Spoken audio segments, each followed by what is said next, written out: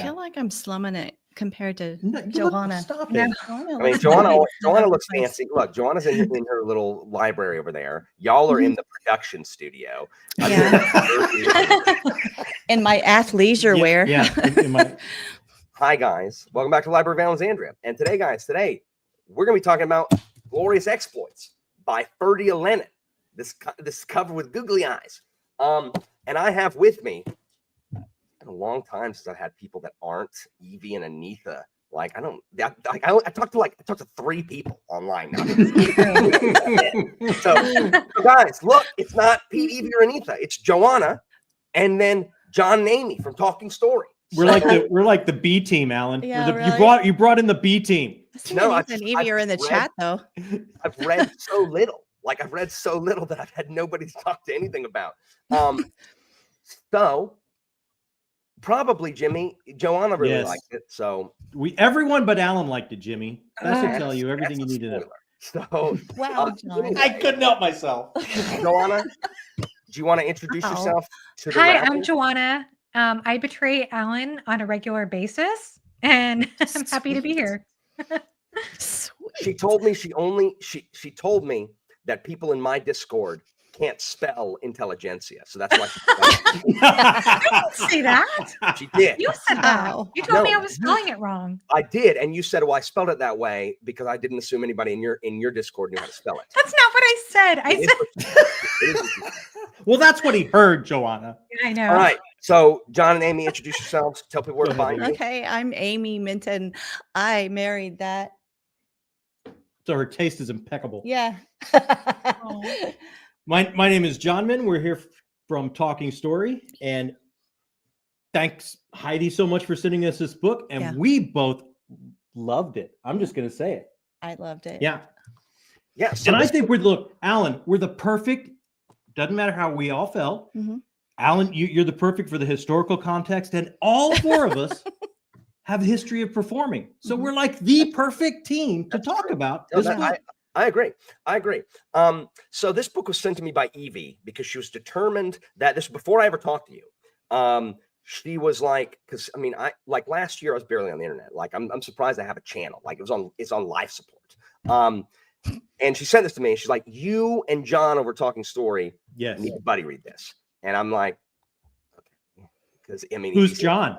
I'm like, he sends me stuff, and then I was on it, and then we talked about it, and then Joanna's like, I would like to join this. That is uncanny. Please. That's not how it went down, Alan. And so Joanna joined, and performance is coming out. Yeah. From what everyone was saying, I was just like, But I understand. Look, we're going to talk all about that.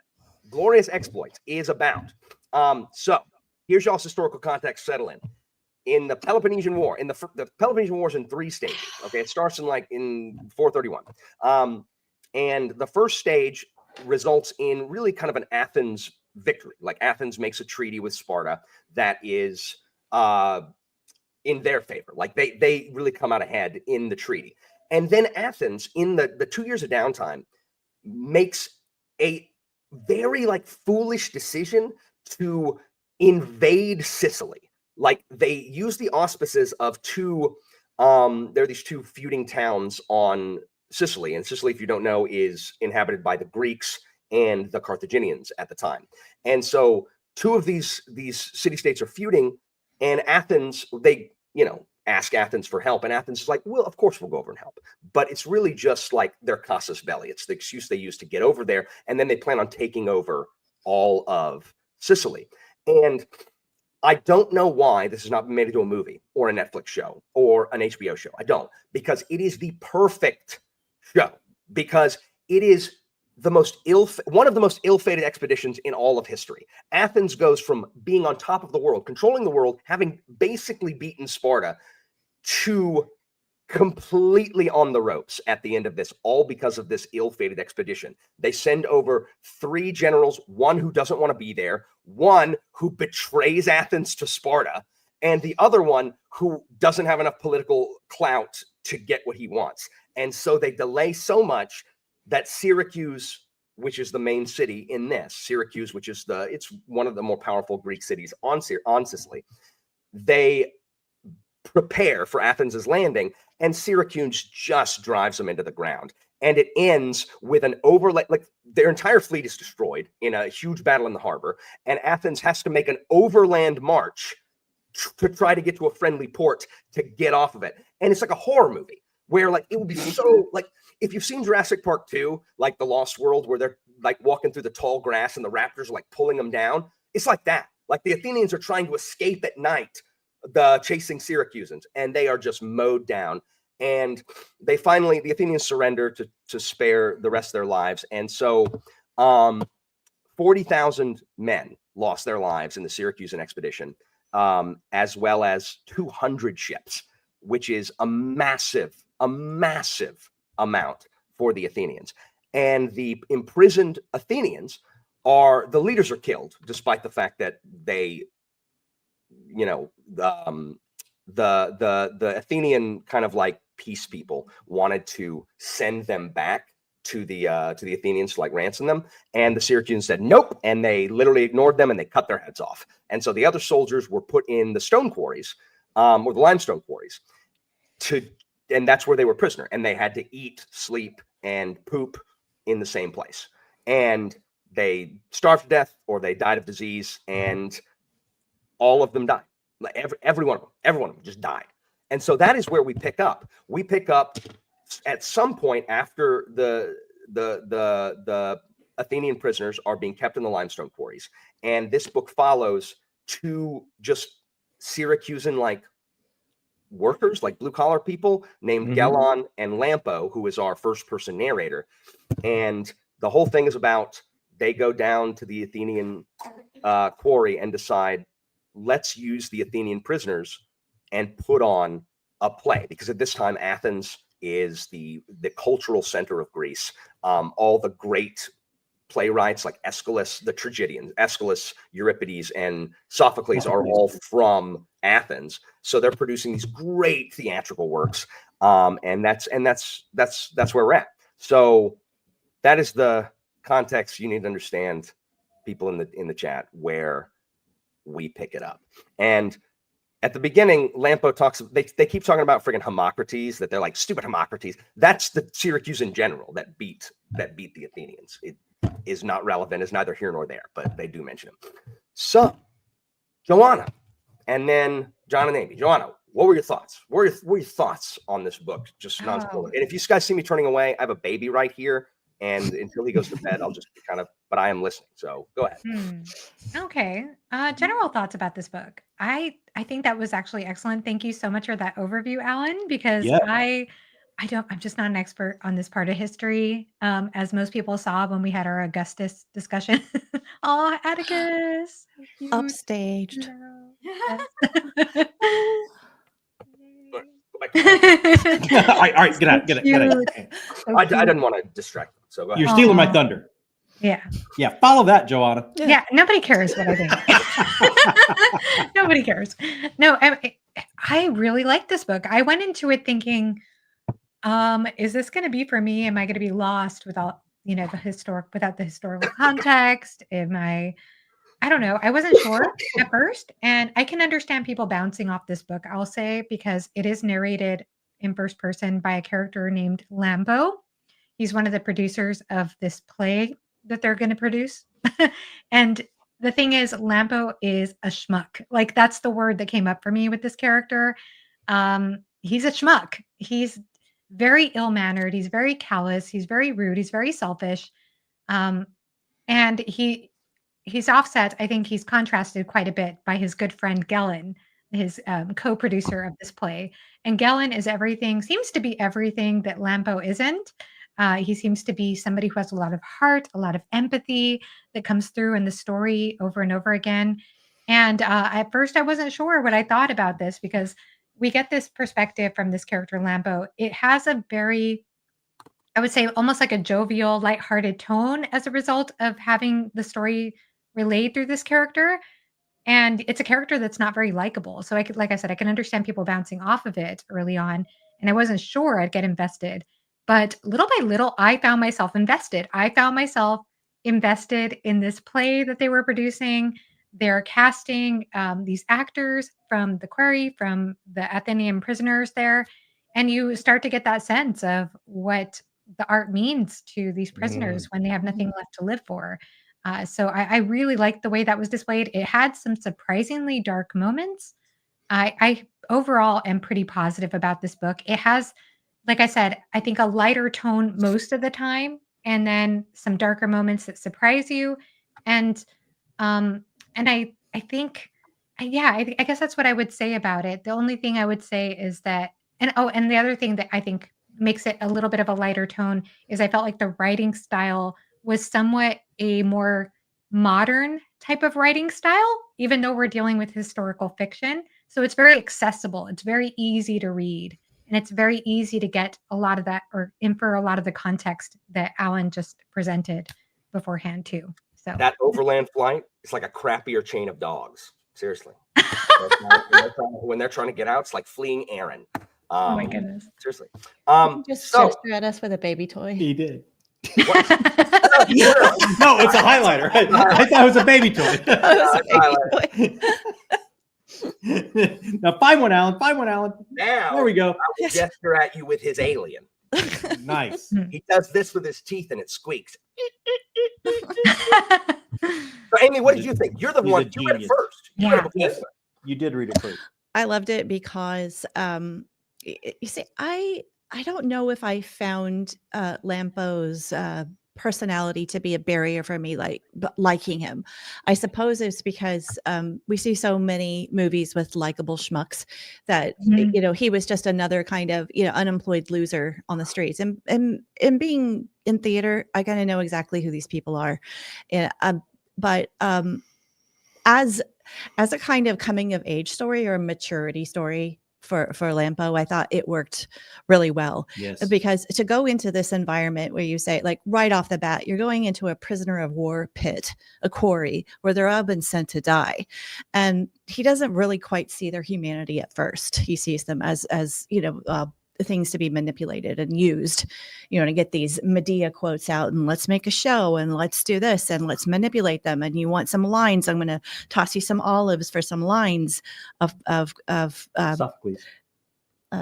Euripides, I thought. Euripides. You're Yeah. right. So as he starts to humanize the soldiers and starts to relate to that as the show goes on, I really thought that he started to understand his better half, Gellin, and his pain. He started to see the trauma that Syracuse had been through, all of their PTSD. This character Byton, who is the major PTSD guy who's having a lot of trouble at the beginning, like I think it's chapter 1, and you're really introduced to a culture that is under a tremendous amount of strain, even though they won.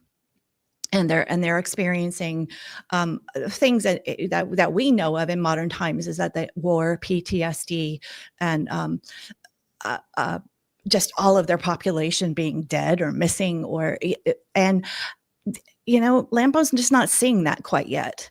So the darker tone of the book at the end didn't quite surprise me, because I thought it was there all along. It was just Lampo was just getting to it. Yeah.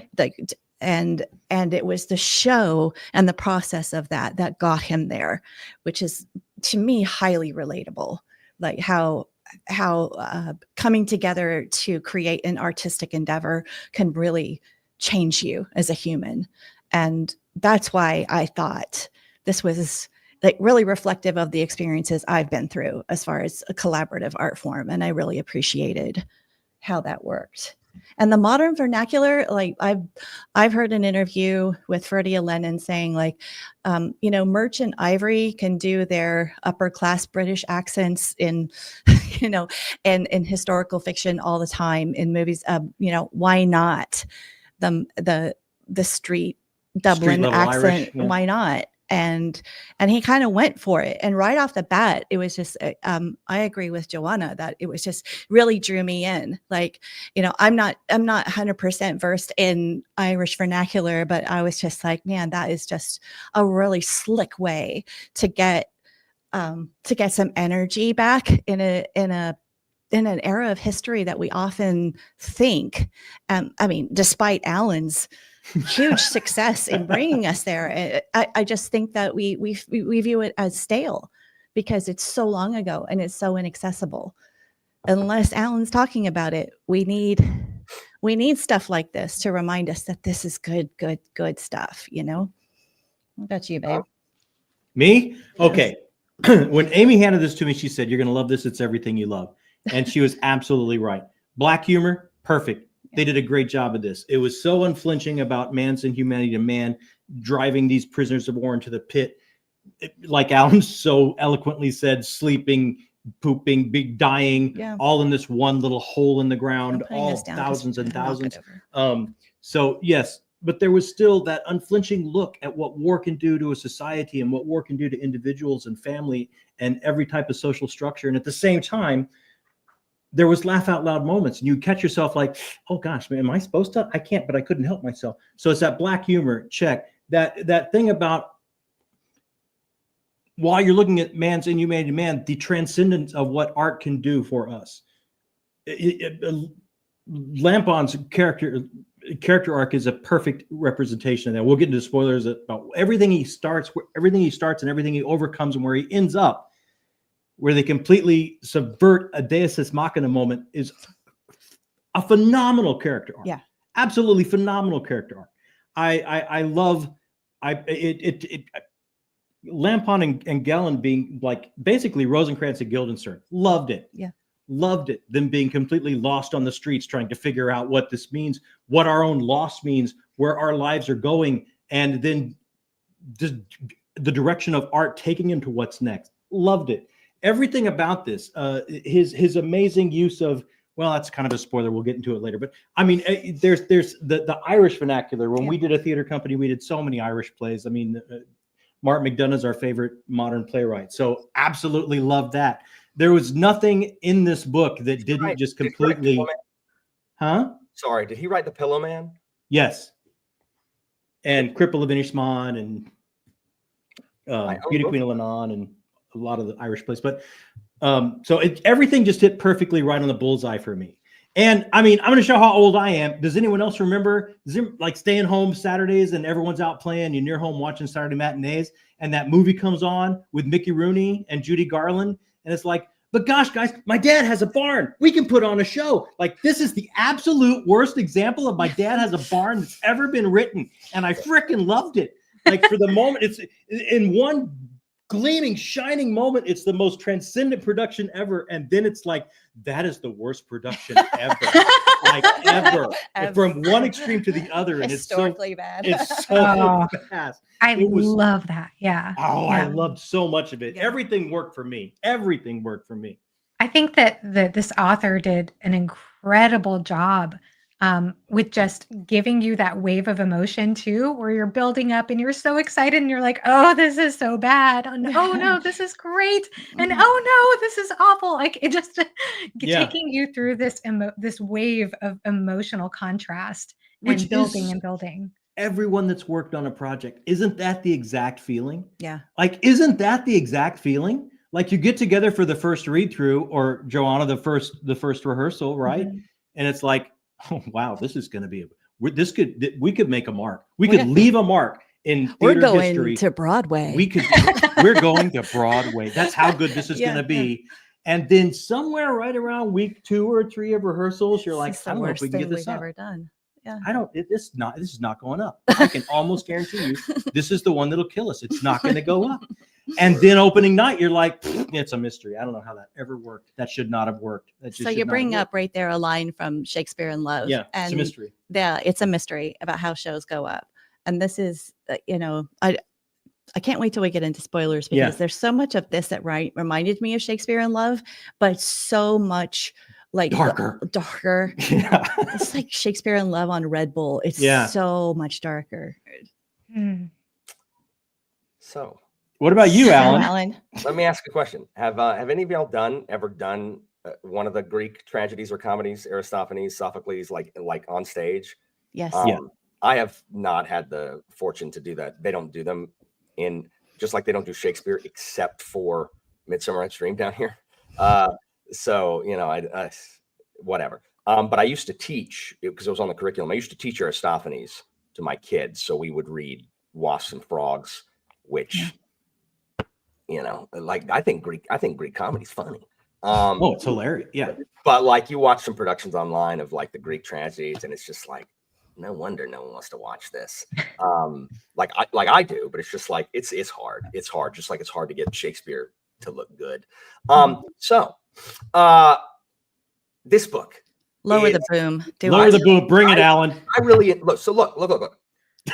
You're saying, Amy, I really enjoyed. Like I in my books, I love I like war in my books. I like military fantasy a lot, and so I love the exploration of what war does to the winners and the losers. Like you win, and you're and like the scars that wars leave behind, the missing parents, the dead siblings, the lost at sea husband, whatever, and the way that all of these people deal with it, and the demonization of the other, and the fact that they hate the Athenians because the Athenians are the Athenians in the abstract. They are the ones that killed whatever. And so, and you see this especially with the kids. And I love the stuff with the children and how the children are like, no, we freaking hate them. And, you know, but the children are also the first ones to be like, wait, what? And, you know, at the beginning, Lampo is also like, hey, like the suffering of other people makes you feel better about your life, because at least we're not the Athenians. Like, you know, my life sucks, but at least, you know, I'm not there. And you know, as someone who does theater, like the transcendent experience of being in like a play where everyone is pulling together and everything is going the way it's supposed to go. There's nothing like it. There's nothing like it. Me and the people in one show, it was a comedy. The Picasso at La Pinagile was not coming together. And we had someone come in and was like, this isn't funny. He was like, this is not funny. And told the director, this is not funny. And we're like, we have a week. Holy piss. Like that's it. That's what I said. It's like week 3 or 4. This is never happening. Yeah. And so the director was like, guys, everything we've done, throw it out. Let's just try saying our lines. Let's try listening and responding. Like, let's just throw everything else that we've done and let's just say our lines and listen to each other, talk and respond. It was the best rehearsal I have ever had in my entire life to this day. And everyone talks about it. Everyone felt it. Everyone experienced it. Like you can't duplicate it. Like you can't recreate it. On the night, it wasn't that good, but it was for that one moment. Like for that one, when you have that really, really great rehearsal before you open, you're just like, we're gonna suck. That's always the kiss of death. We just peaked too early. There it is. Nailed it in rehearsal. Gonna suck opening night. Yep. It was brilliant. And so the fact that people, these mortal enemies, like these people who were fighting to kill each other and to destroy each other, to erase each other's existences. 2 weeks ago or a month ago, them coming together for a production really shows and highlights the power of the arts. And that is what I like, anything that promotes that, because I try to teach my children, like my students, that things matter that aren't STEM. Like my state is trying to remove 4 years of scholarship if you are not going into a STEM degree. If you're going into a STEM degree, you can get your 4 years of scholarship. If you're not, congratulations, 2 years, figure out how to pay for the other one. Because we do not value the humanities and the arts as enriching the soul, like the person. And that is what, there's a specific part early on where Lampo and Gellin are talking about.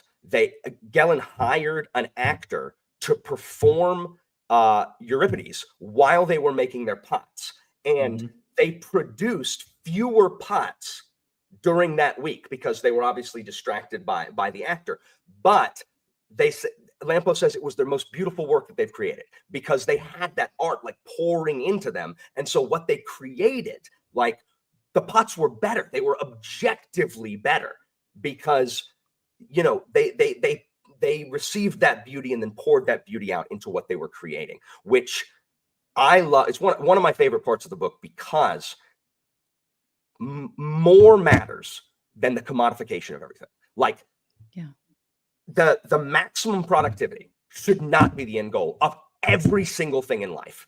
And so I love what it says. Many There is a problem though, in that, and I also agree that the modern, I think the modern vernacular and the way it's told, like it all works really well, provided that you don't hate Lampo. And I think if you hate Lampo, this doesn't go anywhere. And I hated Lampo viscerally at the beginning, and I never got on board. So the problem is when that big emotional moment happened, to quote a chorus line, I felt nothing. Like I was like, can you didn't get all of them? Can you get all of them so the book ends? Like, you missed a few, because I was like, can Lampo not get, like, bitten? Turn around, Lampo, right there. Like, he's right there. Please kill him. Please kill him. Like, please kill him.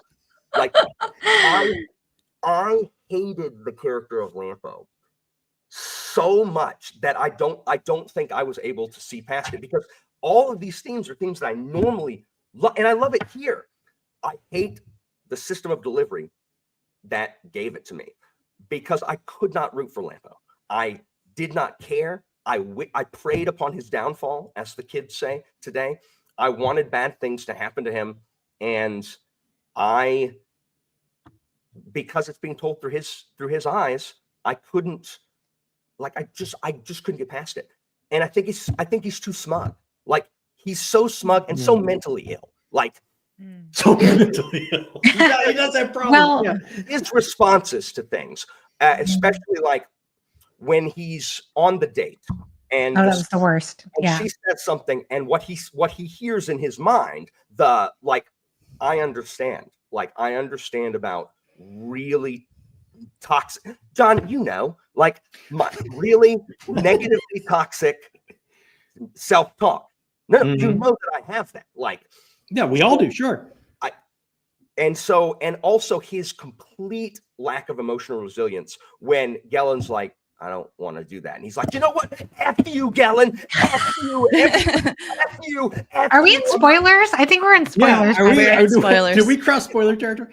I think we kind of did. I think definitely when he says, yeah. Yeah, sure. It's just like, it's my stream. Spoilers. That's why I said, I can't. I think I don't know. It just, I get that. Like, if you can't, go ahead, Joanna. I'm sorry. Oh, no, I was just going to say, I can understand this a bit, because I could not stand the way that he interacted with Lyra. Like, it bothered me so much. I didn't even think it was funny. I felt like the author was trying to make it funny sometimes, and that did not work for me personally. And I think, speaking to the point of what you were saying earlier, Amy, the coming of age aspect of this story for Lampo is true. And so I have a negative and a positive. My negative, and this is actually one of my main negatives about Lampo and this book, is that I had a hard time believing he was 30 years old. I was like, this guy acts like he's 17. I did not have a hard time believing that. At best. Oh, I'm like, maybe I have a very skewed perception though of age, because I also just read an Emily Henry book where I was like, these characters are 30. What? I think I've just messed up in my head when it comes to ages. But I really thought he seemed really obnoxiously immature in this story. But at the same time, my positive is Lampo at the beginning of the book the same as Lampo at the end of the book? That's the question. So, rebuttal, John and Amy. No, he's not the same. Absolutely, he's completely different. I mean, and I see that if you can't get in on Lampo's journey, like this is going to be a tough. It's going to be a tough road to hoe. Yeah, right. Yeah, it really is. But for me, starting out, and it's like, Alan, you're saying these things like, hey, these things that I like about war and the scars and the marks it leaves.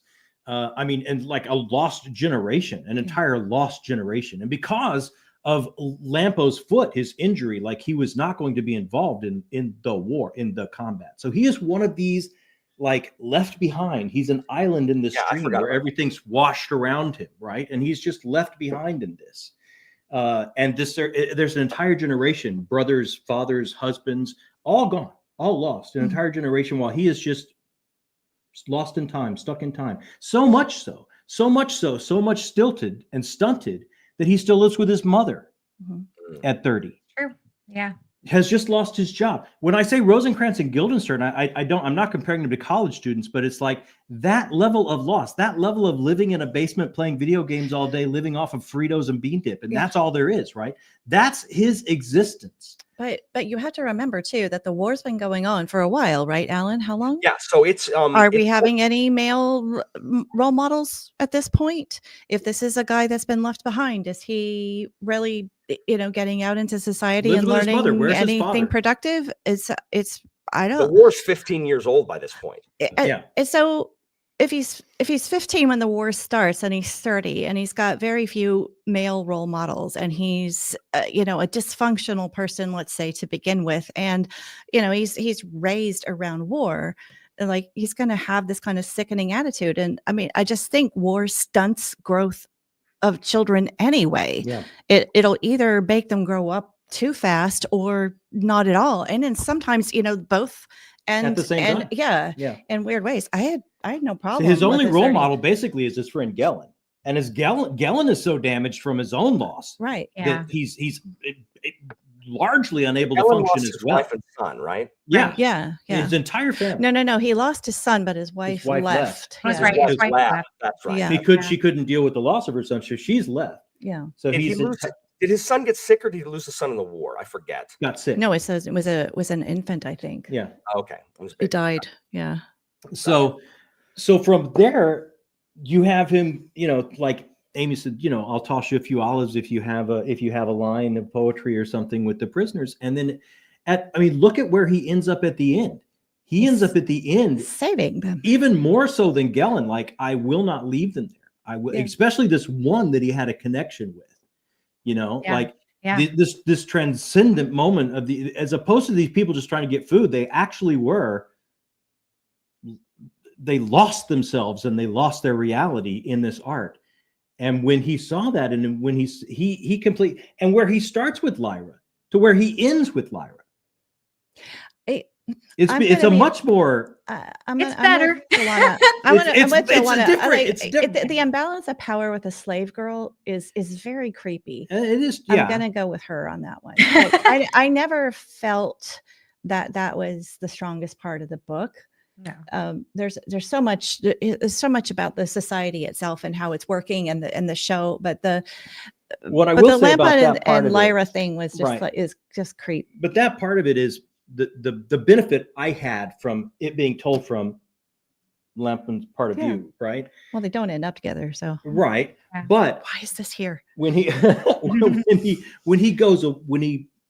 separated from her and goes away, and his internal monologue of you're starting to see this person where he started from, and you're starting to see him now define his own worth by somebody else's gaze from the outside towards him, as opposed to a completely self-involved existence where he started.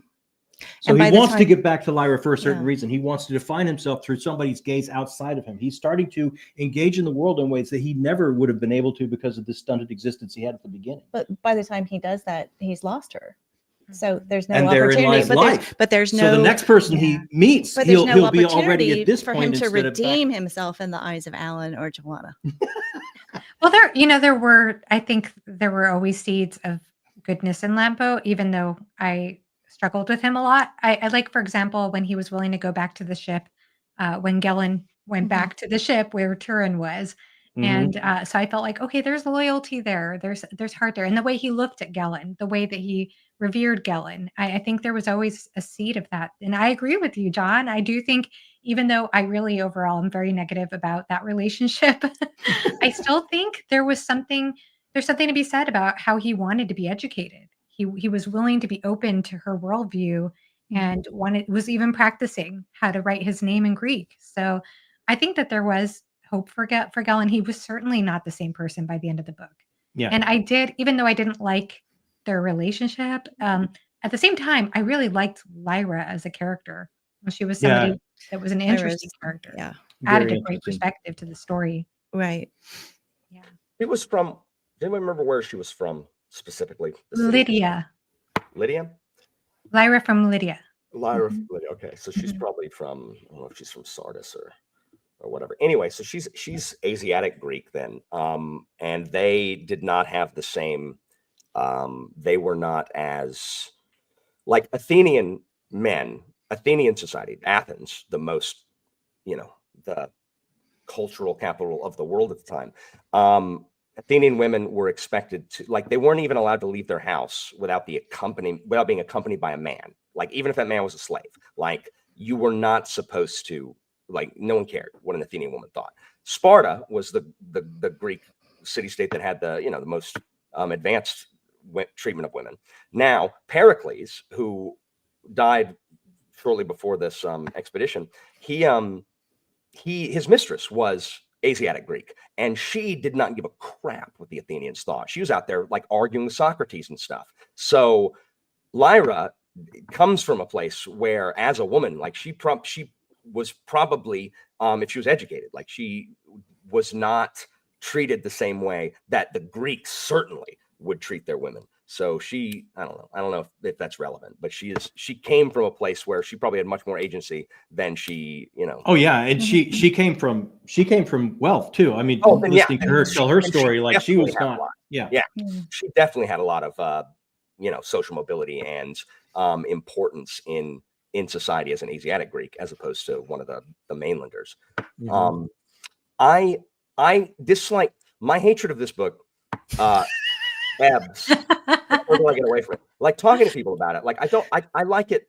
So I was trying to explain it to Joanna, where I just don't like it as a book. Like I like talking about it. No, I like that we're talking about it. Yeah. This is my preferred method of taking in this book. I don't want to read it. Like reading it was not a pleasurable experience for me. I did not enjoy reading it. I just didn't enjoy reading it. But what it is trying to say, when I am removed from Lampo's head, it is altering my memory of the experience, and so I'm enjoying discussing it more than. Well, let me just say one more thing about the relationship between Lampo and Lyra. Is, he starts out by, I believe it's lust at the beginning, by how she looks behind the bar, and I believe he falls in love when he hears her sing. So again, it's the arts at play. So that theme is still working through this relationship, and he's still becoming a different person through taking in the art of her singing in the bar, as opposed to just seeing her behind. But him being the worst at the beginning, where he does that thing that guys do, where we were all the worst. We all started there. I was not this way. We're like, oh my God, she's hot, she's perfect. Oh, hey, you should fix your teeth. And I'm just like, I hate so much. Characters like this never go well with me. It just reminds me of the movie, Disney movie Cool Runnings, about the Jamaican bobsled, where oh my God, if that's on anyone's bingo card, that's immediate prize. Absolutely. Brenner says to Sanka, not see that coming. No, that's a segue. Brenner says to Sanka, he says, "You're going nowhere, Sanka." Who? Yul Brynner? Not Yul Brynner from etc. That's the character's name. Okay. He's the bald one. I'll draw a line down your head so it looks like a butt. So he says to Sanka, he's like, Sanka, you're going nowhere, and you're thrilled to death about it. And I don't like humans that are like this. I have to have more grace for people like this. People who are making. When I see children like this, who in classrooms that are just like, your future is nothing. Like you are going to do nothing with your life because you don't care about anything. You have no respect for anything. You have no respect for me, the people, and I don't get a lot. Like the Jamaicans. I see these kids that just like cussing out my admins, and I'm just like, what? Like, you are thrilled that you don't know anything. You are thrilled that your future is whatever it's going to be. Like, you don't care. And Lampo here is just like, I am I'm just like, you know what? I'm just going to kind of go along. Look at these people. At least I'm not, at least I didn't get conquered. Gellin, will you please enable me, Gellin? Because I am the friend who always needs to be enabled, Gellin. Gellin, enable me. Okay. And- Okay. But I see you in your classroom, and you get a probably hefty dose of this day in and day out, week in and week out, of somebody being completely comfortable in the morass of mediocrity. I totally see your point. But I just read a book that I know you love, Alan. What? Stoner by John Williams. You read Stoner? Joanna, that is. How come nobody ever associates this with me? This makes me so sad. And John, and let me tell you something. Now, you talk about a character that takes no ownership or responsibility of his own life. Uh-oh. I agree. And just floats right the frick through. I did not enjoy the first half of Stoner and I dislike Stoner, except for the fact, you tell me what Lampo stands for. Seriously, tell me what Lampo stands for. He doesn't stand for anything. Stoner, at least. Okay, we're not going to go into spoilers for Stoner. Just FYI, people haven't read it. Lampo Stoner at the at end least stands for academic integrity. No, it's true. He does. Listen, I agree. Lampo by the end stands for for loyalty, life. He to his serious danger, he sticks his neck out to save others. That started out the book is completely subhuman to him. And by the end of the book, he's mashed into a wagon, being pulled over, and they're all going to be killed. And he's put himself there, and Gellin had to follow him. Gellin was not going to do it, but Gellin had to follow his model of humanity. So by the end, he cares enough about life, humanity, relationship, art to have made a complete 180 turn. And you give me this book in the third person, and we might be talking a different story. But tell me how Lampo's narration changed at any point in there. It didn't. He's still the worst. Go ahead, Joanna. Sorry. I think it did change, though. I did get a sense that it changed at the end. Okay, well, you know what, guys? Then I read it wrong. How about that? You're right. How much time you got? I'll read it to you. Gosh, now I feel bad. I get what you're saying. Like I said, I totally think that's valid, and it's valid. I can totally understand not liking this book if you don't like. If you don't like the narrator, it's going to be tough. It's going to be very, very tough. And I think the author narrating in the audio. For me, I will say that. Sorry, I just wanted to finish this off. No, I'm so sorry. No, it's okay. For me, I actually was reading the book, and even though I had so many moments where I just wanted to strangle Lampo, I still felt like I liked that we got his perspective, because I thought about it and I'm like, what if this was told through Gellin's perspective? I think it would have been too dark. I don't know. It just wouldn't have worked. Gellin is far more broke. Gellin is far more broke. Broken. Well, maybe it would have been better then. I don't know. It would have been a totally different book. Yeah. It would have been a totally different I believe the stunted, childish nature of Lampo allowed him to tell the story. Gellin, I don't think Gellin really changed very much. No, I don't know. Well, he was coming out of it a little bit by the end. He was coming out of his dark cave it's a totally from losing different book everyone. When told by any different character in this. When told by what? Oh gosh, I hate to be prescriptive, but told I know you're going against your education here. But told from the point of view of the children. I was just going to say. I was just going to say, if you want, the production assistants, the PAs running around, doing all the work that they get when they're ransacking the dead bodies there. From their perspective, would have been like an adult looking back at what happened would have been a really good move. That could have been very interesting. Everything with the children, I really liked. Oh my gosh, you all! The children were amazing. When the kids put their lives on the line for Gellin. Yeah. I loved all the stuff with the kids for sure. Yeah. And I really thought that's where the production was going to go wrong, because they were just like, we're going to Deus Ex Machina this, and this kid's going to fall and hit the mattress, and it's like, oh no, this is where it goes bad. This is where it's going to go bad. But no, it was that moment. It was that moment. It's like, we're going to leave a mark. We're going to leave a mark on the ever growing line of theater history here. This is something we're going to do. We've saved Euripides. We've saved Medea. and Yeah. women of Troy in the minds of people. And boom. And but what I loved about the kids, once they brought on this army of PAs, when they found these kids, one of them had lost their brother and started out just feeling all of these All Athenians hatred. were so subhuman, That's right? Taurus, right? That's Yeah. Taurus. And to see the how children can rebound in that way, to see that little journey of that character start to come around and realize, you know, these lines drawn by city states or politics or government or ideology or whatever, at the end of the day and at the bottom of this pile, we're all still people. And to see someone that young get that glimmer, you know, from where they've come from, there's so many things about this book that are just magic. I felt That's so beautifully said. I love that too. Yeah. Oh, this was a good book. I told you. I know. I think the book has good things to say. The problem is, like, I just can't get on board that. Alan, let me put it this way: if you could read this book and spend, we're coming up on an hour talking about the things we're talking about, it's a good book. Yeah. I think it. The problem is, for me to consider it a good book, like I did not enjoy reading it, and I so understand. like I don't enjoy watching Schindler's List, but that's a fine film. Some art should be uncomfortable.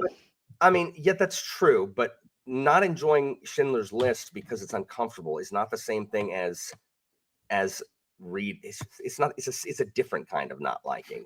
I'm just trying to get you over on our side, Alan.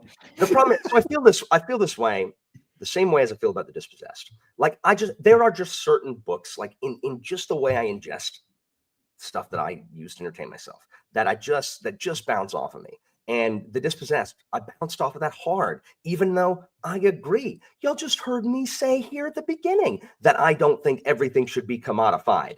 The Dispossessed has a whole lot to say about it. I hated the way Dispossessed told me about it. And so I just couldn't get behind that. I didn't just enjoy the book, even though I agree with a lot of the things it's trying to say.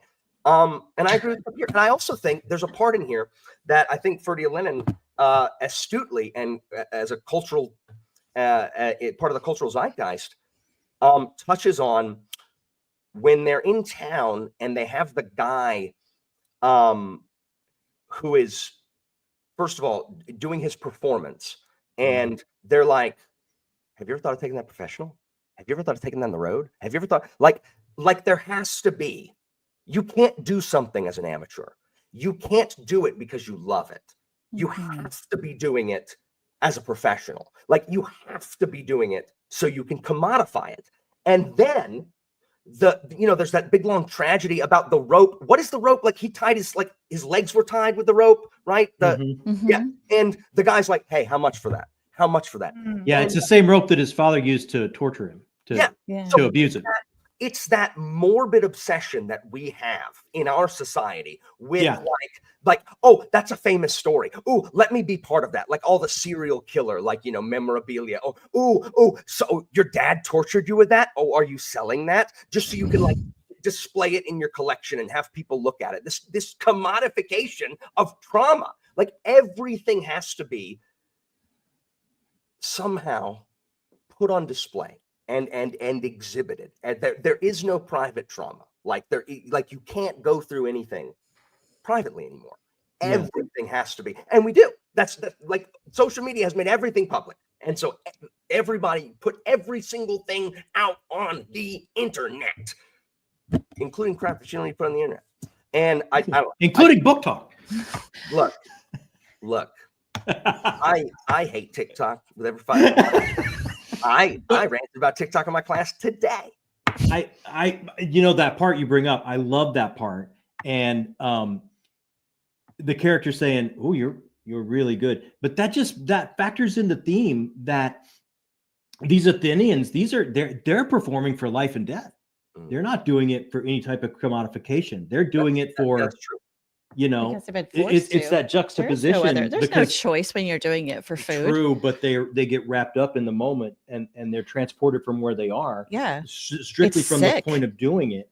Whereas you do find this person did sell that rope, and I had to look up, like, that character was obviously oh my God, That's a god. Yeah. who is this character? That's not a human character that's their flying the rope. Was it a god? Like, was it a god? Is that Yes, Yes. it's the Celtic god of thunder that he's throwing in there to kind of tie the two tying the cultures together. Tie the two cultures together because he's using the Irish dialects. Yeah. I thought it was. I knew he was from Britain. Oh, I mean, Tyrion, what? yeah. Yeah. Tyrion. Dad said he was from the 10 Islands. Yes. Which is Britain. Like Yes. for the Romans. That's where they got all the freaking 10. So okay. So I did not. I just thought he was some weird traitor. I had to Google that. There's that part with the god in the bowl. And the boat. God in the tank there in the boat. Yeah. Yeah. It's almost like a little bit of fantasy inserted into this. It was It absolutely. was fun. There was a little bit of I loved that character. I thought he was so too. interesting. I thought the costume shop too had an element costume of shop fantasy. was everything, right? I mean, it was so lyrical and so like it's just I don't know, all of that just sounded so jewel toned to me. It was just also like golds and it was just, hunter greens and golds and it's just so beautiful. Yeah. And the artisanship and that's a whole nother level to it, right? Right. It was just like we're going to put on this costume and it's going to make me a better performer. And it was like, how many times did that happen? Every time. And I love what they said about the masks. Yes. The children, that's the hard child's one. mask. Yeah. The children to do a child's mask is the one that really takes subtlety and is a hard one to do. I have That's to go. the one that Gellin chooses, right? I gotta go Yeah. the baby in. Y'all continue without. Oh, don't miss that, Alan. Okay.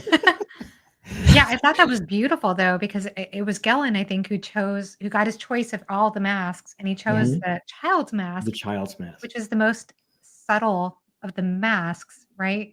Right. Easier to do something that's a little bit more opulent or more overt, but yeah. But he's still pining and so lost from the loss of his own child. Just such an expression of grief. So such a beautiful nuance that he would choose that child's mask. I didn't even make that connection. That's such a good point. Yeah. It's an expression of grief inside the Yeah, just the whole part of bringing out the technical aspects of telling the story. And you, Joanna, you're an opera singer, like when you show up and there's the costumes and the backdrops and that makes it different. It's a whole nother level, Yeah. Especially when you put that dress on that kind of cinches you right up and it's like, well, you have to breathe differently and you have to you have to like lock in that rib cage and really breathe from the diaphragm. You have a whole new physical center and you carry yourself you get differently. Your shoes correct, you get everything. It's like you're in a completely different area that you were in the rehearsals. It really draws changes that line. So much. Yeah. So in that costume shop, I was just in love. I was just like, this is what happens when you go into a costume shop and you see all of the stuff from all of the shows together. And it's just like, this is the magic of it. And everything about that passage was so lush. And the way the costume designer, was her name Electra? It was like Electo, I think. Electra. Yeah, it wasn't Electra. That'd be too on the nose. It was close, but everything about her, she was a great character. Just like very commanding. Yeah, and, like she had, and almost magical the way she would just like come up with these perfect costumes. Well, and then she had her two slaves there working. Yes, that were just amazing artisans. And, yeah. Such a it was interesting too because they were saying something about how she was perfect at playing Clytemnestra. And I was looking up that play and it sounded like the story had something to do with the wife getting rid of her husband or something that seemed to mirror her own story with her husband, which I found interesting. Yeah, so there's a lot of like art imitating life imitating art. Yeah. So I love that part of it. I love that. I love that. I mean, we're going to talk about the end, right? We're going to talk about. We got to talk about the end. Well, and that's the other question I have for Alan. Al's back. We got to talk about the Alan. End. We talk about the costume shop, Alan. That's what you missed. No, that was good. As someone, I absolutely know. Like, I love rehearsing in costume. Like, I love it so much. But do you love going into like a costume shop where you see there's like the racks and racks and racks of all the costumes that are, especially like if you go into a warehouse or storage where you just like, it's just miles and miles of costumes from all the different shows. I love that. That gives me anxiety. Really? Yes. So I am happy that there is a costume director that goes to that horrible room and find it for me because It is a creepy room. It's a creepy room. It could be a creepy room. it's just too, it's analysis paralysis. Like I'm like, I don't know what to get in this room. But no, I love like all of the, especially if you do a bunch of shows at the same venue and you go in there like, oh, I remember that from that show. Yes, and yes. stuff like that. For sure. So, but I am one of those actors, and I try not to be, but like, it just like when I get a costume, it's just like the extra like oomph that really you should have all the time. Yes. I try to, but then it's the Nobody costume. does. Yes. That's Yeah, why we were that's just why saying. women have rehearsal skirts, right, Joanna? Where they have the, you have your rehearsal skirts and your rehearsal shoes. So it just kind of like keeps you in the moment. It never does it though. Like it's No, not when you get it's the real thing. It's fabric and the different. feel and The real thing is different. Yeah. Yeah. So, what does the panel think about the dialect adding to character and thing? I thought that the author narrating his own book with the Irish dialect, and I thought the style of the tale, like if we had Gellin, it would have been too much like a Greek tragedy and weighted down with its own gravitas. So I thought Lampo and the tone was a good choice. And I think the narrator, the author who narrated it in the audiobook, was an excellent choice that enhanced that tone. Unless you hate Lampo, in which case it exacerbates it. And it's, guys, I am so sorry. Like, if only Don't be sorry. I Yeah. didn't write it. I didn't write it. No, Joanna always makes me feel bad. Joanna's always like, I didn't like the Dispossessed. Because I didn't like the Dispossessed, Joanna hasn't talked to me for a year. It's true. And so I know. Joanna. I'm ready to stop talking to you again. No, I'm just I kidding. know. Look at her not talking to Considering her. all the times I've had you on my she already channel. said last it. She year. already said she betrays you all the time, Alan. As soon as they get off this, Amy's going to say, John, you can't talk to Alan anymore. And That will never in a million years happen. Yeah, like me controlling Alan, John will never happen. if we had a time machine and we could take you back to our theater days and you'd see some of the people I hung out with and talked, you are so safe, my friend. Yes. I always tell my students, I'm like, they're like, Mr. Walker, were you a theater kid? I'm like, absolutely not. I was a kid who did theater. I was not a theater kid. I don't like theater kids because as a teacher, theater kids think that because I do theater, it means that they get a free pass to do nothing in my class. Like, oh, Mr. Walker, I had rehearsal last night. It's like, I did also. And I got home and I'm here doing my job. You shouldn't have to do anything because you were up late rehearsing last night. Sorry, you have to do two things at once. Sorry. And they get really mad because I don't never asked for that. No, me neither. Good for you. Good. Then y'all aren't the worst theater kids. And the I other thing love theater theater kids do that I hate is they cannot not sing constantly. Like they sing all the time. It's like stop.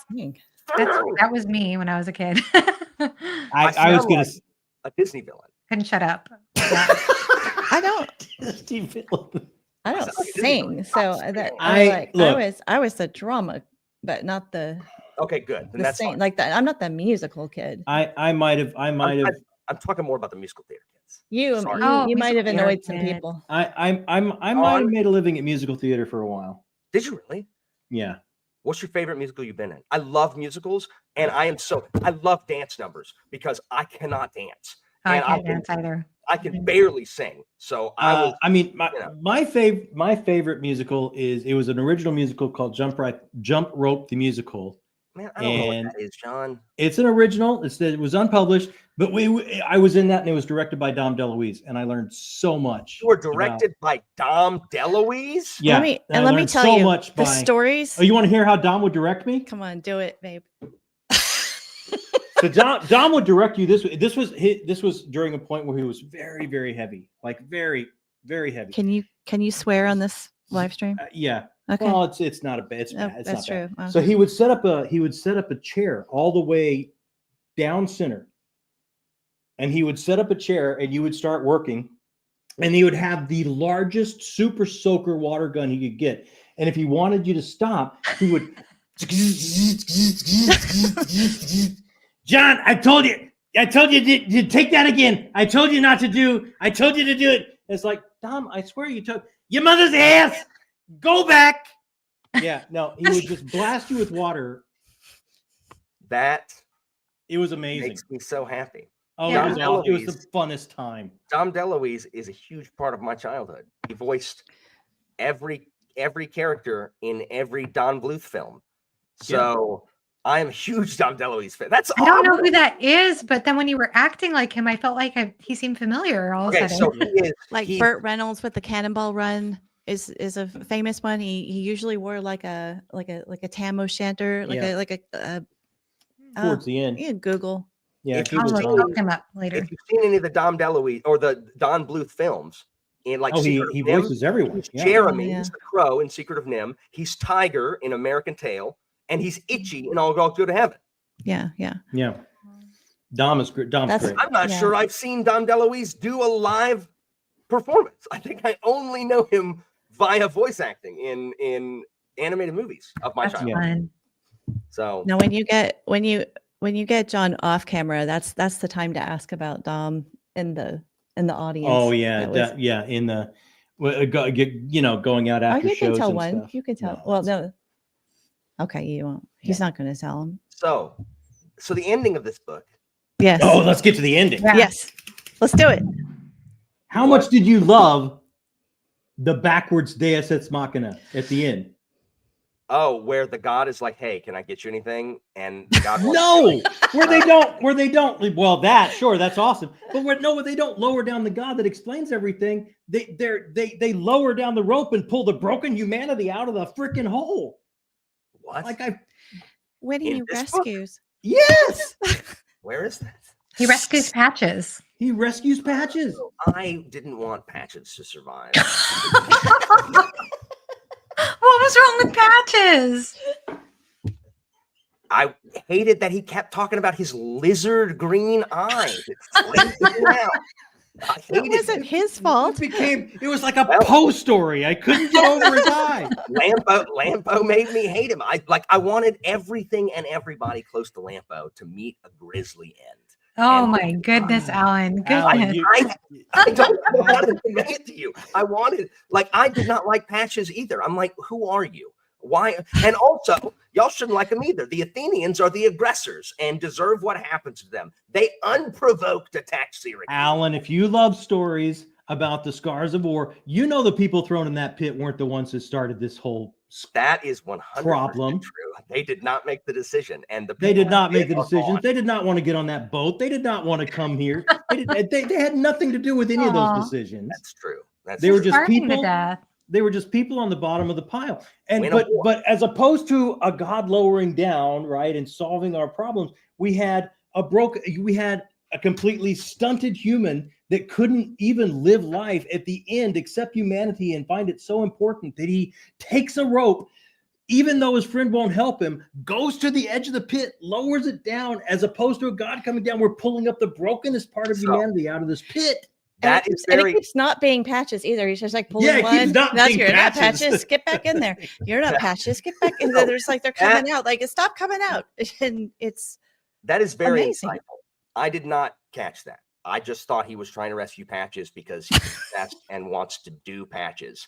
And so I was just like, can Patches be dead, like in the pit? Please, can he just have starved? Oh. So that is really that is really cool. I feel like I'm in AP Lit where I read the book and people are like, and I really enjoyed when this, and I'm like, I just thought it was bread.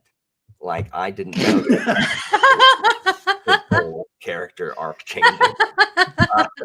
So I did not get that. That is really cool. And especially knowing the conventions of Greek theater, of course. And then at the very end where, they're on the wagon and they're trying to get, to, I can't remember the name of the fort they're trying to get to catch the ship. Alan. Oh, they're trying to get to Oh, right. where's it? It's the Black Fort that Mhm. that where the Athenians just did heinous war crimes. Is it? But they're trying to get there and they're all packed in this wagon. And when the night watchman like pulls over the wagon, but he was in the audience and he saw this moment. Yes. He saw this humane moment and he decides to look the other way and lets them go. That was That was that- cool. It's very Les Miserables. that's It very was. limited. Oh, That was it cool. was beautiful. Yeah. Yeah. It was also, I think there were some beautiful, surprisingly really beautiful passages in this book too. Is as Yeah. adventurous and wild and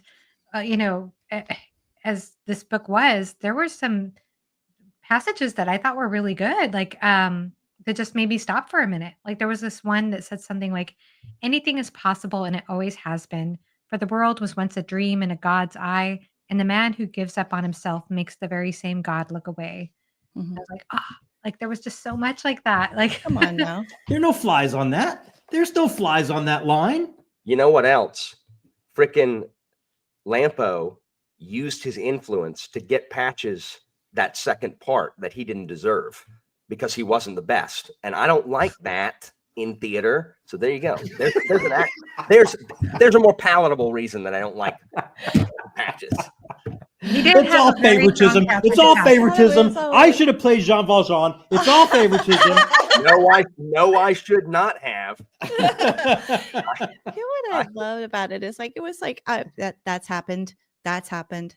It's like Oh, this is a for theater sure. kid for sure. Yeah. Yeah, right. Yeah, without a Well, it's doubt, everything interesting, is. Also Alan, because I felt like there were so many times in this, even though I can totally understand wanting to, like I said, strangle Lampo many times. There were so many times where I felt like I was taken out of his perspective. This was, I guess, a difference in our reading experiences. There were a lot of times where I felt like I was taken out of his perspective to take on the idea of like, what is it like to be this Athenian prisoner who's starving to death, and then these enemies want me to do my play. Like they care Mhm. about my art and Yeah. they want to help feed me and they want to help me out. Like they're just trying to understand that perspective is But it was their art. It was an Athenian playwright, and it was Yeah, there. exactly. It was theirs. their It was art, it yeah. was they were going to Right. cling to it, and in that they were able to find their humanity. It's like, and it starts out by saying, "Oh, we can hate the people, but love the art." And by the end, they're loving the people because of the Yes. performance and the art. What did we think about the epilogue? Where Gellin is like an old blind hermit, and I don't know what happened to Lampo. I think I retconned it to where he died. No, I think it's the opposite, isn't it? Yeah, So Gellin died. Gellin died. and- It's Lampo that's I alive. think it's Patches. Do you think it's Patches? That's what I Oh, think you're it right. is. It is Patches. Well, Patches is in the epilogue, yes. Right. Yeah. So I Yeah, think That's so at the Patches very coming end, to it's visit Patches. Euripides Yeah, Patches goes to Euripides. to tell him about the show that happened. Oh, I did not get that. You didn't get that was Patches? Yeah, that was Patches right at, let me see. Did I'm it gonna say pull he it had up. lizard green eyes? Because that's Patch's only character. Yes, that was obvious, right? I'm looking right now.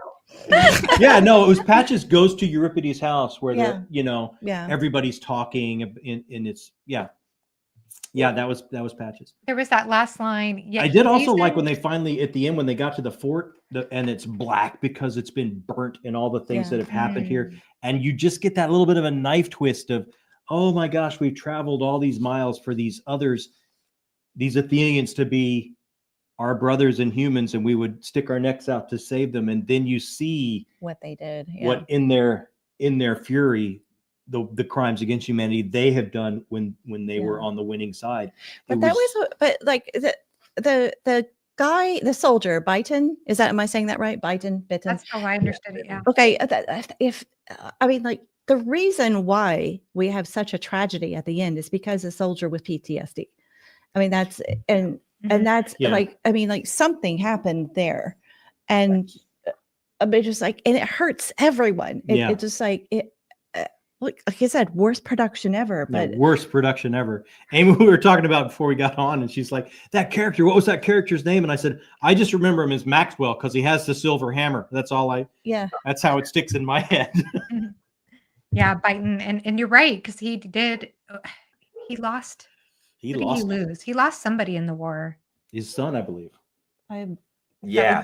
I don't remember, but I mean, like from page one, that guy wasn't right. Yeah. You know, and it was just I was not surprised yet surprised it was him that I was like, usually with a show with a book like this, it's going to be the show that causes the problems.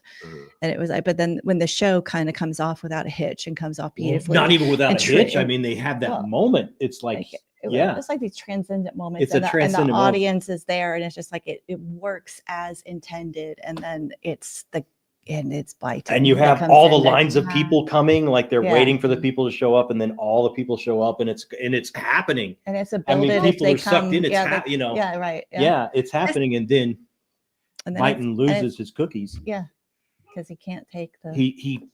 He can't see that young boy die because his own son has passed away in the war, and he loses it, and he regresses back to where he was at the beginning of the book when he was just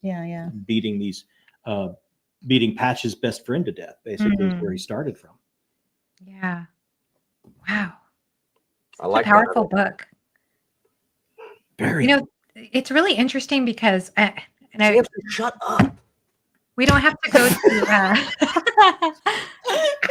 we don't have to go deeply down this rabbit hole of my thought right now, but I don't know. I've been giving a lot of thought to that topic lately. I mean, I feel like a lot of people are talking lately about art and artists. Can you separate them, especially when you hear about authors who do terrible things and all of that? Yeah.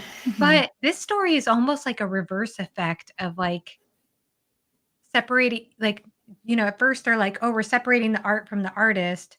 In other words, look at how great these plays are, and we can still dehumanize these prisoners of war.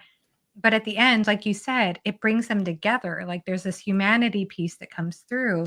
So it's almost like a reverse conversation of what's happening right now in some odd way. That's just like it's so interesting because theater lends itself to that, right? Yes. Because theater and opera, any type of live performance lends itself to that because it's a fleeting moment in time. It's a fleeting moment in time captured in amber by the audience that was there that particular night, never to be repeated. You can start to judge an artist and their art if the art is consistent and constant. I can pick up this book and it's the same every time I pick it up, so I can attach the person that worked on it because it's a consistent, constant work. A moment in time that is theater, it's like the people almost don't matter. I mean, we've seen performances and it's like it didn't matter who acted it that night. It was that moment in time that we were all sitting in the dark in our humanity watching a story. That's why I think it was important that it was Patches who came to Euripides to tell him about the show, because I was there, I was in it, I was a member of the war. I was a member of the pit. It was meaningful in that moment because, kind of going back to the context that Alan brought in at the very beginning, they knew once they brought up Sicily, once they brought up the Athenians, they were like, oh my gosh, you survived and no one else survived. Like, he was like the lone survivor. Well, when there's a barber. No, sorry, there's one soldier that made it home, and he goes to the barber and he tells the barber, so everyone died because Athens hadn't heard anything. They literally did not know they had lost their entire fleet and 40,000 men. They had no idea. So the barber was literally tortured by the government because they thought he was lying. Like they thought he was like trying to spread, disinformation. And Athens lost it. Like they found out from some guy that all of that had happened, and they just lost their minds. And also the home that he goes to at the end, I just looked, is Critias's home. And Critias is the uncle of Plato. So the house that he's in they're at a symposium. So it's one of these houses of these oligarchs where they, sit around and talk about theater and things of the day. And, Socrates is probably there, etc. So why wouldn't he be? What about the last line? Was that the most brilliant last line? Yes. Hold on. I have it here. Go do it. The last line is, "I love you more than Helen loves Euripides." That's what I have. Joanna, you got the last line, Joanna? Go ahead. All right. It says, yet he reasoned, perhaps in the end it was fitting, for his master was ever in love with misfortune and believed the world a wounded thing that can only be healed by story. That is nice. That's an excellent ending. That's such a line. Yes. That's everything. That's the whole book in one line. It is. And I love what you were saying, Amy, at the beginning. Both you and John and Amy, how you were saying that that dark undertone is there, even though Lampo is not reliably picking up on it. Yeah. Like, that's so brilliant. That's so well said. And I feel like I didn't quite see that personally. Like, I wish I had picked up on that, but that is where the story's going. Like, it's Mhm. going there all along. I And think it's very fair to say that the narrators turned you off to seeing that narrative distance. And from what I'm hearing, Alan has quite a few run-ins with students where he's just, that this kind of character just triggers the hell out of him. I also have like addicts like in my family who I think I had some like flashes of like, oh, hi, uncle. Yeah. And stuff. So like, I mean, and this is like, so a theater performance is a moment in time, and the book stays the same, except for the fact the circumstances surrounding you in your life when you're reading the book can profoundly change your experience. If I was not in my life right now where I'm surrounded by students all the time who are, and and if I was at a different time in my life, like I might have more, compassion. Maybe I need to read Malison again. I might have more compassion. And it might grate me slightly less. But again, I have no problem recommending this book. Like Sal is saying, what books would you recommend if you like this or if you didn't like it? I have no problem recommending this book. In my review, before Joanna finished it, I said, and before I'd even spoken to Joanna, I'm like, people like Philip and Joanna will like this book. Yeah, he insulted Philip and me in his review. Like, I'm with you. I'm right with I you. insulted you by saying you would like a book. That's weird. What a weird insult. What is this the way you're like pretentious people like Joanna and Philip? Like, you always. I did say. Oh, see, you left out that part, Alan. I did leave that part out because it's first person unreliable Lampo narrative. But like I know people who will like this book because I hear about the other kinds of books they like. John, do you ever not like a book? Oh yeah, definitely. But it's interesting. It's like I was really fighting with Stoner. Like I was really fighting with it. Like I don't like the first half of Stoner. We had to get up and take the dogs out, and I was lying in bed at 5 a.m. Like, why am I having such a problem with this book? Like I have those moments all the time. But like you just so beautifully explained, Alan, like when you're reading a book, right? And when you're coming to a piece of art, you're bringing yourself and your soul. That's why the art doesn't exist until an audience comes in and sits down. Before that, it's just practice. It's not art. The audience is the most important part that makes it art. And we bring ourselves and our soul and we open up, and it's that communication between audience and artist that makes the art. So as we each bring all of ourselves, it's going to hit us all completely different and individually, and it's in that difference where the magic lies, and that should always be celebrated for whatever reason it hits you anyway at any particular moment. Sure, no, I agree. Anita, Ellen, like you and I fall on the same side of the line a lot. So Anita, I don't think this is an Anita book, but it is like I think Evie would like this book a lot. Sorry, Amy, what were you saying? Did you like Song of Achilles by Madeline Miller? So I have not read it, but almost certainly not. I struggle a lot with Greek and Roman books also. I think I am overly hard on them because I enjoy very few of them. I have not really, the Cicero trilogy by Robert Harris. Augustus by John Williams, same author as Stoner. By John Williams are Augustus is one of those books. The way you guys feel about this book is the way I feel about Augustus. Like I read Augustus, and Augustus is one of those books that has altered my like metaphysical state, because everything came together with Augustus, and the way it was told, the way it said the things it was saying it's a complete reverse of this. Everything resonated with me. Just the way it was told, the things it was saying, the way it was saying them, like it's like Augustus is almost my perfect book. I want to know about this. I've got it right over there. Evie sent it to me.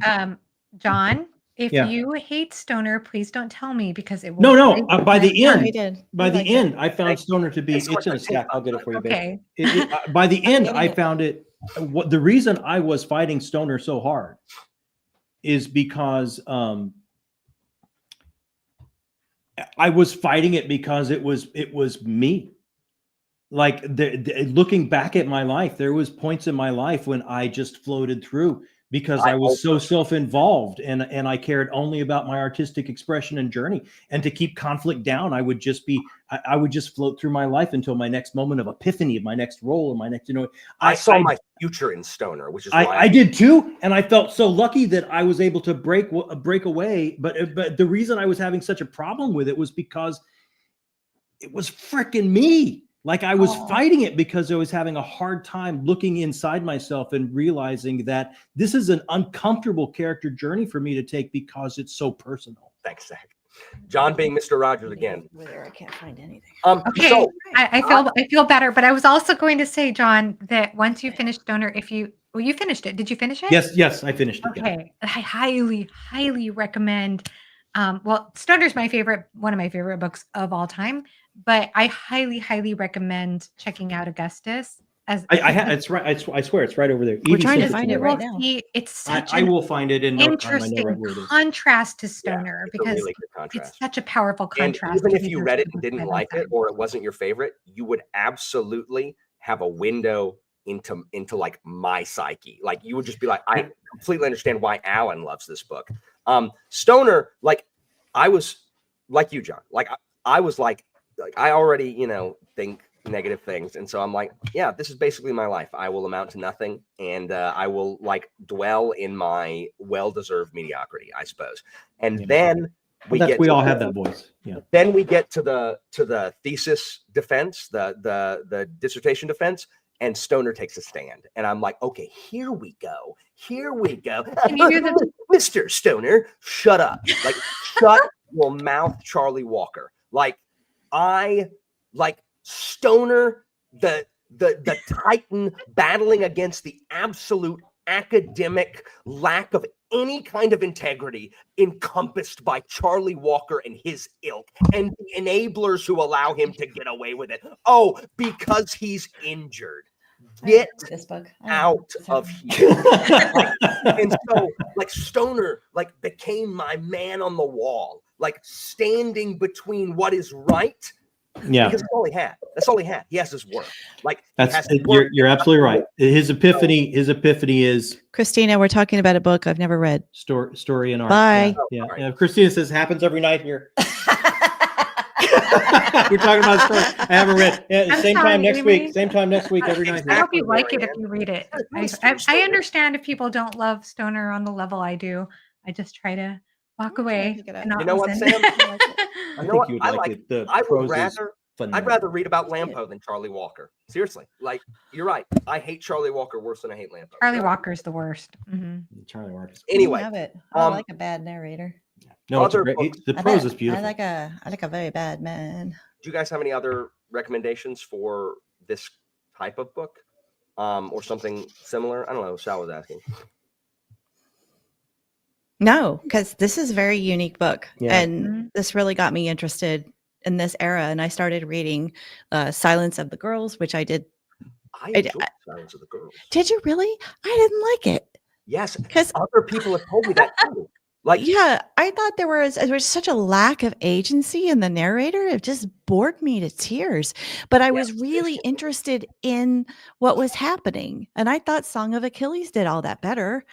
I liked the characterization. I liked seeing the Greeks portrayed as they were. Like Odysseus is kind of like a villainous, as opposed to the heroic guy that he usually is. So I liked seeing the Greeks through Perseus's eyes. Mm-hmm. Having sat with it, I like it less than when I first finished it. When I finished it, I was really high on it. I liked it less. I like it less with distance.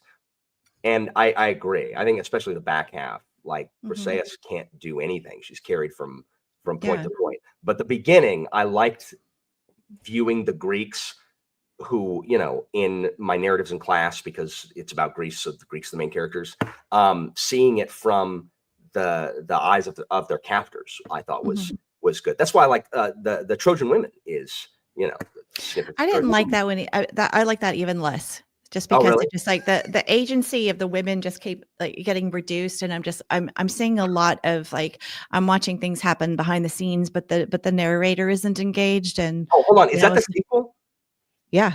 Oh, I haven't read the sequel. I was talking about the actual play, I was talking about Oh, the I'm actual sorry. play. The Yeah, person with it. that's a different No, I one. haven't read anything past. Euripides, he That was the sucks. girl. Euripides?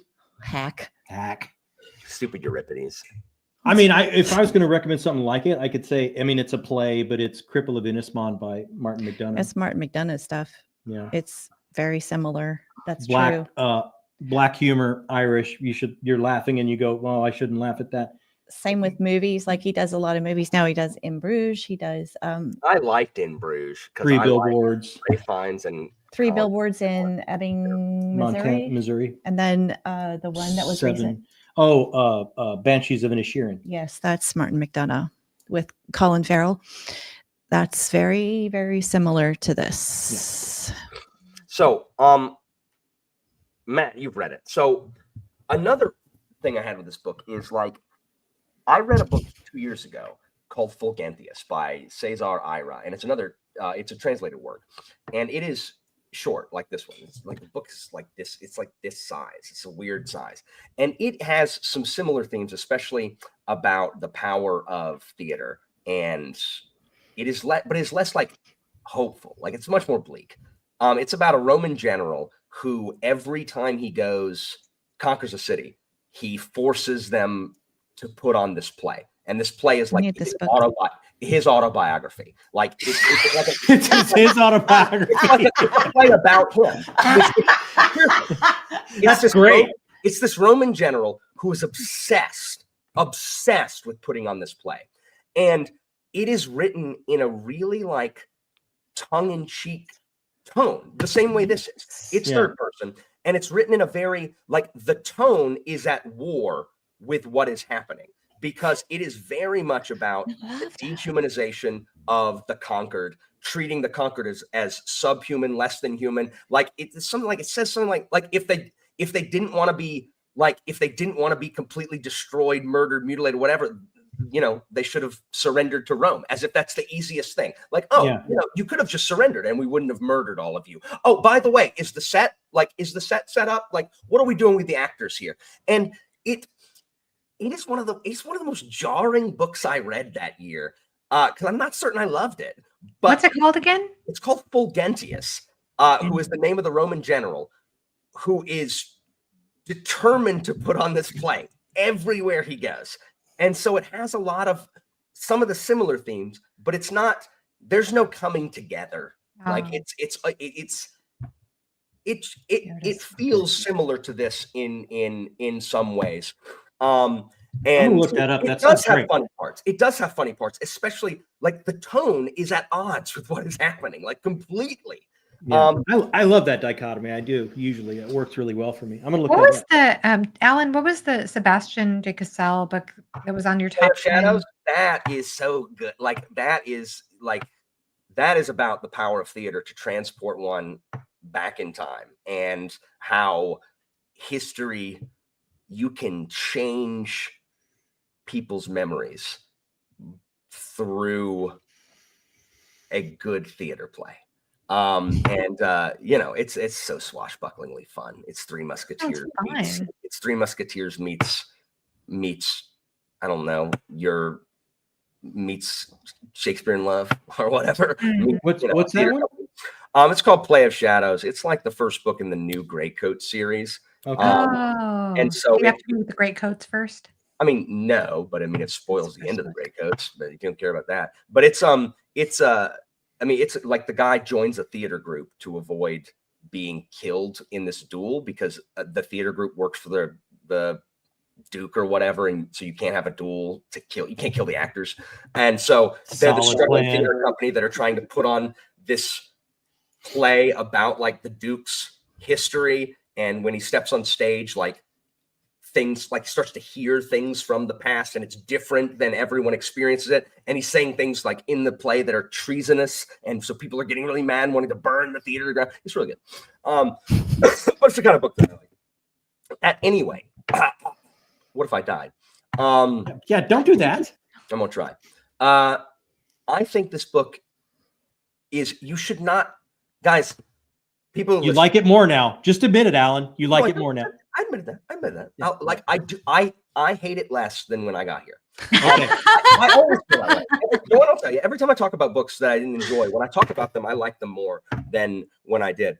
Guys, if you align with me, guys, in the chat, like on everything that I read, then like Anita knows. Like it's probably not a thing, but you should not listen to me and not read it. Like listen to them. Like they made the case for the book way better than I made it to not read it. Now there are books that I objectively think are bad and that no one should read. Like what's one? I don't know. But there are some books that nobody should read. Great Expectations by Charles Dickens. Like nobody. No, you don't love Great Expectations. Tell me one character in Great Expectations. Name 2 characters in Great Expectations. Pip and Estella. Stop. Miss Haversham. Sandwich.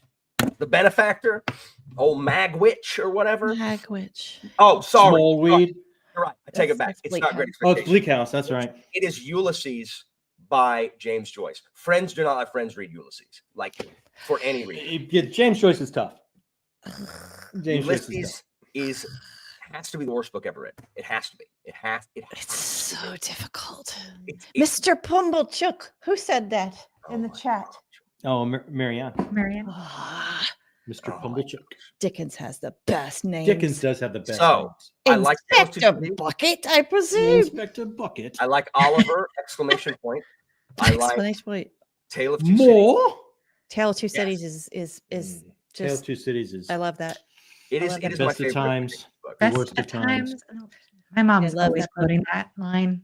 No one should read James Joyce for any No. reason. James Joyce. There's no reason to do it. I would rather read Glorious Exploits again than ever read. Okay.